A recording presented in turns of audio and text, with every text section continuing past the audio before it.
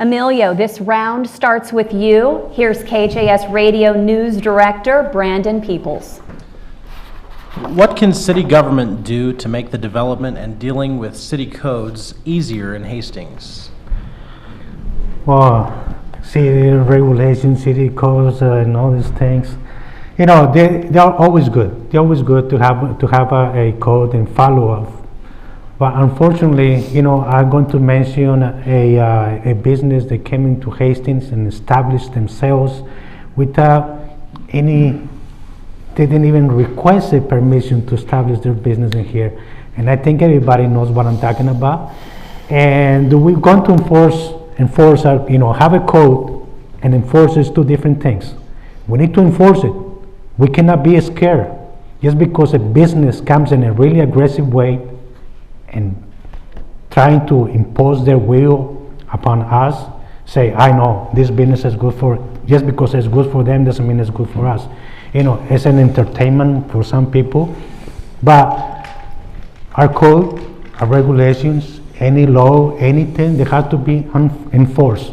Now, we cannot just, you know, we can write 1 or 100 or 1,000 different ones, but with enforcing it, it doesn't mean anything. Butch. City codes. I believe in the law. I believe city codes apply sometimes to some places. They don't apply all places at all times. I think taking politics out of code enforcement will go a long ways to making our development a lot easier in Hastings. We don't play with a level field when it comes to development and who gets to do what.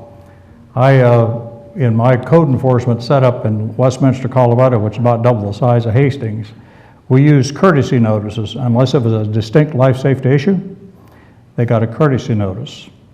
It went wonders, and then we gave recommendations what we thought would be their best way. We did not become a tyrant to the developer. It did wonders for Westminster and growing. If you've ever been out there lately, you can see what has happened in the last 40 years. Thank you. Corey. Oh, I'm sorry.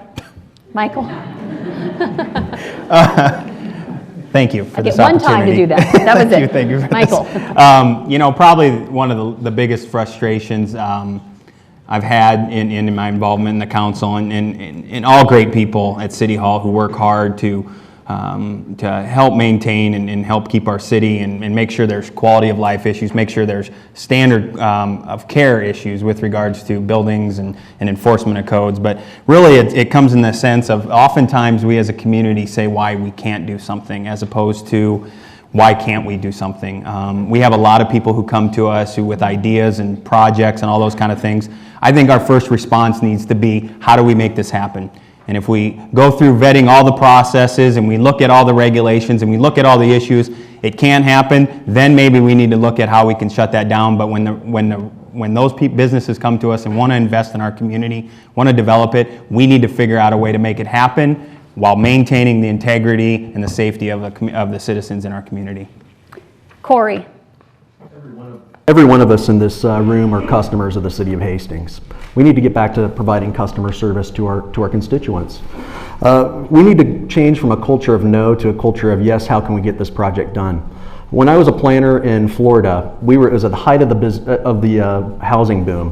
What we found was we had this thing called Planner on Call. You'd go downstairs for 4 hours every week and you'd answer walk-in questions and you'd also answer phone calls about how you can make development easier for people. What we found was that we had such high volumes of this. People were asking questions all the time, but we provided the customer service to help them through the process. I held the record when I left Polk County. In one afternoon, I answered 60 walk-ins and phone calls in 4 hours. That's high volume and that's customer service. We need to get back to that as a city, and I think we can. Kathy. Well, I have to admit that I must agree with just about everything that has been said already. I don't know what I can add new. I will refine a little bit. I do know that working on the council, that as a mayor and council, we spend a lot of time reviewing, updating, changing the codes when necessary. Codes obviously are important, especially for safety issues, to make sure that our community stays as safe as can be. We also have federal guidelines we have to follow. But I must agree with everyone who said we must be creative as we can within parameters. We must use common sense, and we must find ways and be creative to make sure that good projects go forward. Would anyone like the opportunity for a 30-second follow-up? Yes, well, in regards about the needs about Hastings needs to grow in economic way, there's so many ways. I like to, the convention center is going to be built downtown. I do believe that it is a need for a convention center, but the area is not the right area. We need to, there were the studies that were done since 2009, 2010, 2013, so many studies which recommend what? We need to, thanks. You're so sweet. He stops the second the sign goes up. Just admit I that. just don't want to get in trouble. If anyone has a question, they can raise their hand with their card. Please make sure that your name is printed and also signed. And Regina, here's the plug, meteorologist Regina Bird will be by to pick up your cards.